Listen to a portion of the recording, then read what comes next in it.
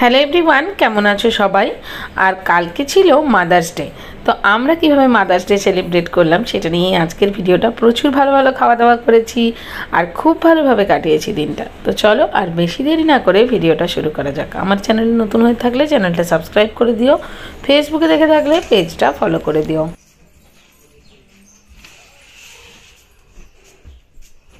দাও দাও মাকে দাও। কি এটা কি এনেছো? ভালো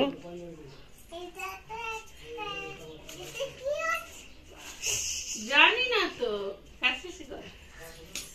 কি আছে বলো, বলে দাও, বলে দাও। হ্যাপি বলো। হ্যাঁ ফুল তো আছে, কিন্তু তুমি আমাকে কি বলবে? হ্যাপি বলো, হ্যাপি মাদার্স ডে বলো। বলে দাও দিনের স্লাইড। আচ্ছা ঠিক আছে, তুমি আমাকে যেটা সব সময় বলো, আমি তোমাকে খুব ভালোবাসি মা, সেটা বলো। বলো।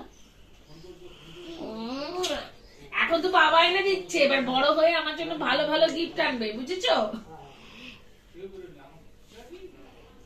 এই খুব সুন্দর হয়েছে রে, কি সুন্দর।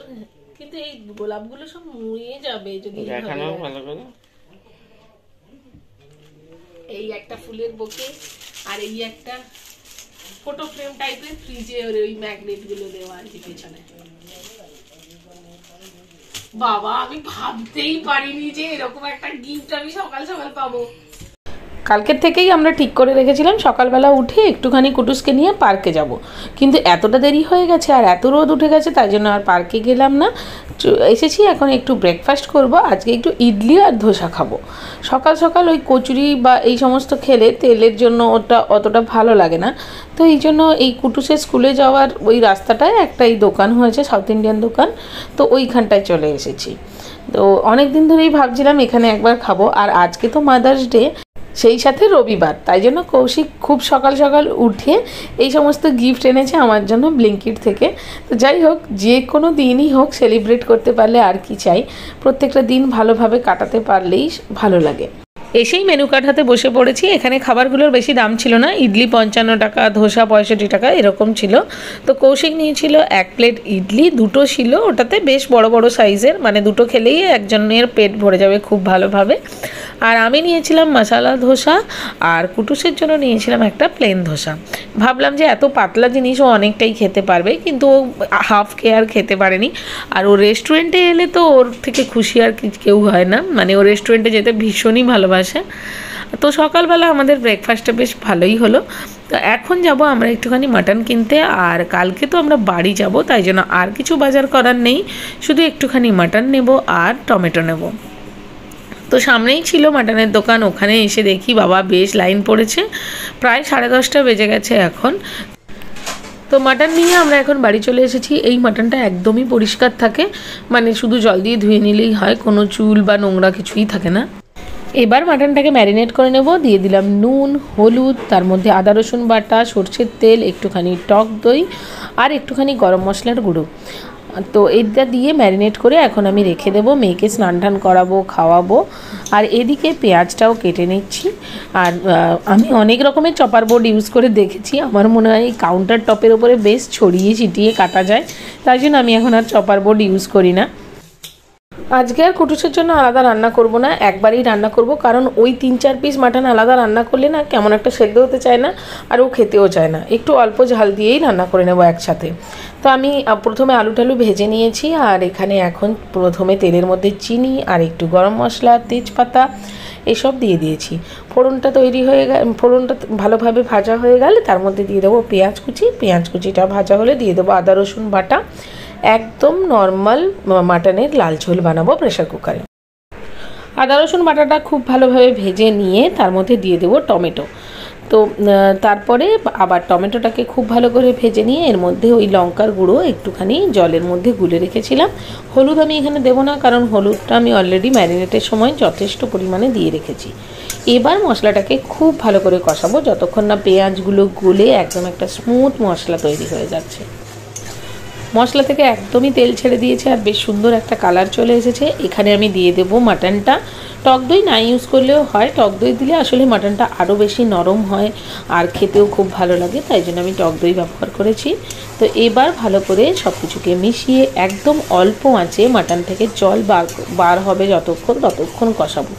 আমি অনেকগুলো রেসিপি দেখেছি যেখানে জল দিয়ে দিয়ে মাটনকে কষায়, আমি কখনো জল দিই না। জল দিয়ে কষালে কিন্তু মাটনটা আরও বেশি কেমন একটা আষ্টে গন্ধ করে।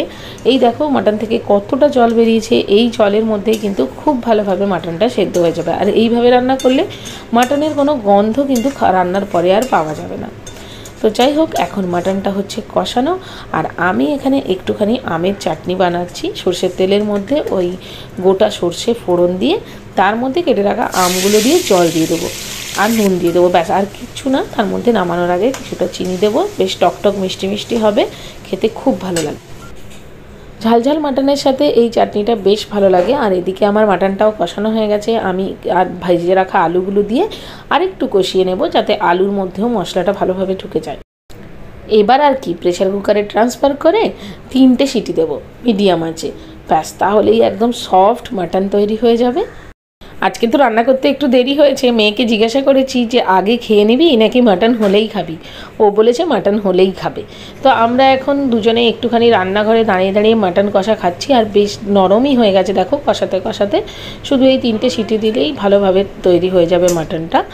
এদিকে চাটনিটাও রেডি, চিনিটাও দিয়ে দিয়েছি, বেশ একটু ঝোল রেখেছি, খুব ভালো লাগে। এইভাবে একবার বানিয়ে দেখো। আমার মেয়ে খাবে বলে আমি ওই লঙ্কাটা দিইনি, তোমরা চাইলে লঙ্কাও দিতে পারো। তো এখন আমি ওকে নিয়ে বসে পড়েছি খাওয়াতে। আজকে আর কোনো চাপ নেই, একদম পটাপট সমস্ত কিছু খাওয়া হয়ে যাবে। মানে ওই মাটন আর চাটনি দুটোই ওর ভীষণ প্রিয়।